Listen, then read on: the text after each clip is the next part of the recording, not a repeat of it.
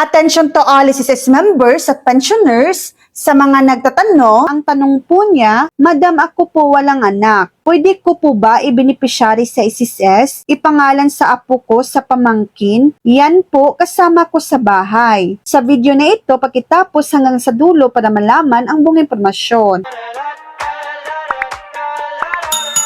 Opo, maaari po ninyong gawing benepisyaryo ang inyong apo at pamangkin. Ngunit, may mahigpit na sinusunod na batas ang Social Security System. Ukol dito, depende po ang kanilang karapatan sa kung sino ang kasama ninyong nakatira at kung may naiwan kayong mas malapit na kaanak. Narito ang tatlong kategorya ng benepisyaryo na dapat ninyong malaman. Una, primary beneficiaries. Unang prioridad, ito ang asawa na kasal sa batas at mga minor de edad na anak, sila ang unang binibigyan ng SSS ng buwanang pensyon.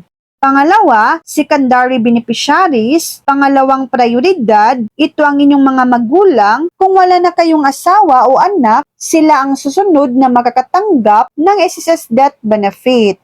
Pangatlo, designated beneficiaries. Pangatlong prioridad, kung wala na kayong asawa, anak, at magulang, saka pa lamang papasok ang tinatawag na designated beneficiaries. Sa puntong ito, pwede na ninyong ipangalan ang inyong apo o pamangkin sa inyong SSS records. Kung sila ang mailalagay ninyo bilang designated, sila ang tatanggap ng lump sum, isangang kabayaran. So yan lang po ang latest update.